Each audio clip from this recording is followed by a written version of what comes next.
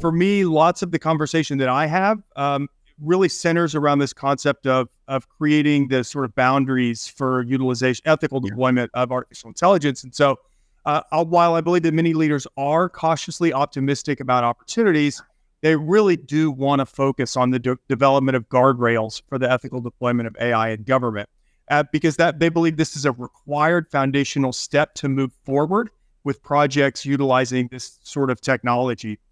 From your time in government and now in this space, how do you think about guardrail development, and how would you advise leaders to protect against the potential risk associated with this new technology? Yeah. So it goes back to what I was mentioning earlier. One, I think it requires legislation. I think it requires a bigger conversation. I believe that it should not be a CIO sitting in an agency making a decision on how they're going to use AI, particularly impacting prevention of loss of life systems, as well as even property. For me, my concern was I understood AI. I mean, my studies, whether it be undergraduate or graduate work, has been around leveraging technology like this. And I was always afraid that coming in and making a decision, a lot of times there's a gap, Director Brown, where you have policymakers, you have the actual business individuals who are focused on operationalizing the policy, and then you have a technology group. That silo creates a problem.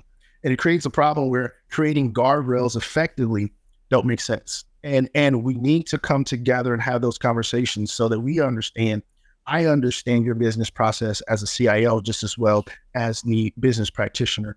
And even more importantly, when we talk about how we apply it, we need to be able to explain it to not just the actual branch that we're in, but we need to go up to the executive branch and the legislative branch and be able to say, this is how it's going to impact our state.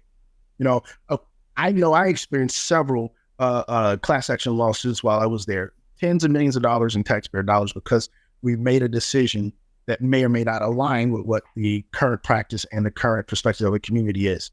I think one of the things we have to really focus in on is have some empathy and understand the stakeholders in the conversation, expand the conversation. And then when you have a great application for a solution that can streamline and automate the work for a community, like a caseworker, where you have 50% turnover because they have too much paperwork, and you can bring in and implement this solution that's going to reduce the paperwork by 60% and reduce your staff turnover from 50% down to 10, those type of impacts are tremendous. But having the ability to explain why and how you're going to do it requires that bigger conversation with the stakeholder community. And Cardinality is focusing in on that. We look at the holistic view, the complete socio-technical enterprise, and we approach it from assisting organizations to provide legislation, have those conversations, facilitate the engagement so that when it is applied, everyone in the room understands it. And they can go back and look at the system.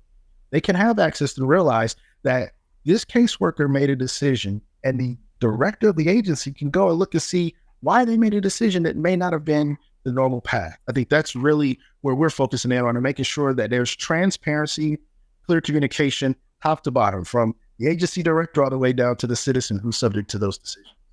Yeah, I think that was great. I think one of the real opportunities is to empower the actual leaders of the programs themselves to be a part of the creation of the guardrails, and they have to understand this technology in a level that's sufficient for them to really drive those guardrails development. I think that's where resources like this webinar are helpful, and honestly, the alignment with the public sector or the private sector as well, because leaders have to know that, or have to have that input, because when they're trying to develop these guardrails, sometimes, and you sort of alluded to it, sometimes leaders can make up guardrails that may not be relevant to the technology itself. And so it does take alignment with the private sector also. And, some of the guardrails, just to share with the audience that I'm starting to hear you've alluded to, and I'll mention them, is really around ensuring that we don't remove the human from the process. And so like there's one going around that technology should never make a negative benefits determination, specifically around